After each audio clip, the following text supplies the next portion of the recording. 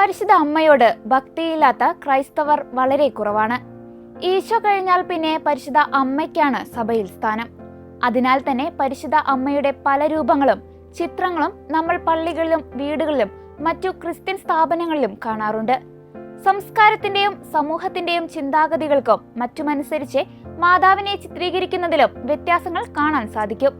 അതിനാൽ നമ്മൾ കൂടുതൽ കാണാത്തതും വ്യത്യസ്തമാർന്നതുമായ മാതാവിന്റെ ചിത്രങ്ങളുണ്ട്. ഏറ്റവും പ്രധാനപ്പെട്ട ചിത്രങ്ങൾ നമുക്ക് പരിചയപ്പെടാം.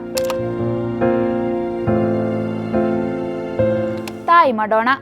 തായ് കലയിൽ നിന്നും മതപാരമ്പര്യങ്ങളിൽ നിന്നും പ്രചോദനം ഉൾക്കൊണ്ട് തായ് സാംസ്കാരിക പശ്ചാത്തലത്തിൽ ചിത്രീകരിക്കുന്ന രൂപമാണിത്. തായ് വസ്ത്രധാരണമാണ് മറിയത്തിനും ഉണ്ണീശോയ്ക്കും നൽകിയിരിക്കുന്നത്. പരിശുദ്ധ അമ്മയ്ക്ക് നീളമുള്ളതും പ്രത്യേക തരത്തിൽ രൂപപ്പെടുത്തിയ വസ്ത്രമാണ് കൊടുത്തിരിക്കുന്നത്. തായ് പാരമ്പര്യങ്ങളിലെ ആഭരണങ്ങളും ചിത്രത്തിൽ കാണാം. കരങ്ങളിൽ ഭൂമിയെ വഹിച്ചുകൊണ്ടുള്ള ഈശോയാണ് ഈ ചിത്രത്തിൽ ഉള്ളത്.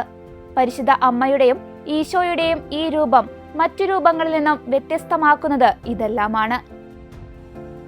Ethiopian mother Mary. Ethiopian orthodox പള്ളിയായ ഡെബ്രേസലം കിഡിസ്റ്റ് മറിയം പള്ളിയുടെ പിൻഭാഗത്ത് കന്യകാമറിയത്തിന്റെയും ഈശോയുടെയും ഒരു ചുവർ ചിത്രമാണ് ഉള്ളത്. 1400കളിൽ എത്യോപ്യയിൽ കന്യകാമറിയത്തോടുള്ള ആദരവ് അവിടെ ഉയർന്നു വന്നപ്പോൾ രൂപപ്പെട്ടതാണ് ഈ ചിത്രം.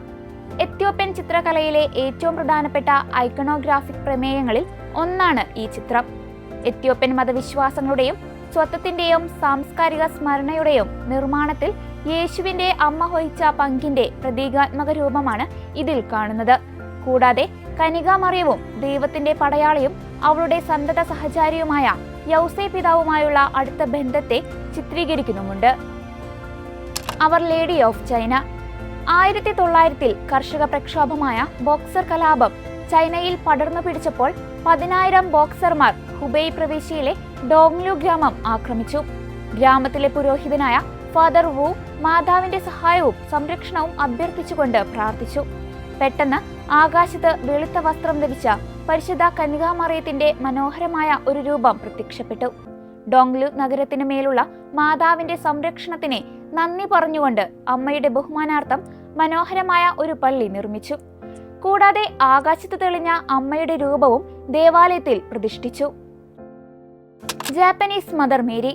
നസറത്തിലെ ചർച്ച് ഓഫ് ദി അനൗൺസിയേഷനിൽ കാണപ്പെടുന്ന മാതാവിന്റെയും ഈശോയുടെയും ജാപ്പനീസ് മൊസൈക്കാണ് ഇത്.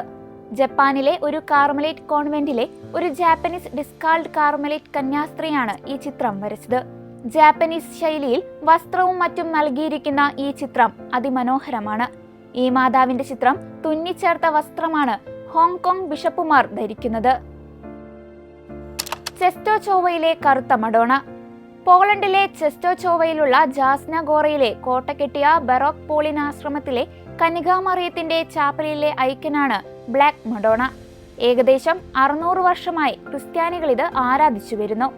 കന്യകാമറിയം കുഞ്ഞെ യേശുവിനെ പിടിച്ചു നിൽക്കുന്ന മനോഹരമായ പ്രതീകാത്മക ചിത്രമാണ് ബ്ലാക്ക് മഡോണ. മറിയവും യേശുവും ഇരുണ്ട നിറമുള്ളവരായും അവരുടെ കിരീടങ്ങൾ, വസ്ത്രങ്ങൾ എന്നിവ വിപുലമായി അലങ്കരിച്ചിരിക്കുന്നതായും ഇതിൽ കാണാം. ഇതിന്റെ ചിത്രകാരൻ ആരാണെന്ന് ഇപ്പോഴും വ്യക്തമല്ല. 6-ാം നൂറ്റാണ്ടിൽ വിശുദ്ധ ലൂക്ക വരച്ചതാണെന്നാണ് ഐതിഹ്യം.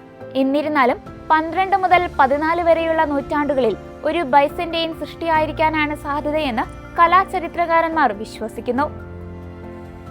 മാതാവിനെ ആവിഷ്കരിച്ചിരിക്കുന്നത് പല രീതിയിലാണെങ്കിലും മാതാവിന്റെ മാധ്യസ്ഥം എല്ലാവർക്കും ഒരുപോലെയാണ് ലഭിക്കുന്നത്. പരിശുദ്ധ അമ്മയുടെ ഭക്തി ഇന്നും ലോകത്തിൽ നിലനിൽക്കുന്നു എന്നതിന്റെ തെളിവുകളാണ് ഈ ചിത്രങ്ങൾ. ഇതിലും കൂടുതൽ വ്യത്യസ്തമാർന്ന മാതാവിന്റെ ചിത്രങ്ങൾ ലോകത്തിന്റെ പല ഭാഗങ്ങളിൽ ഉണ്ട്.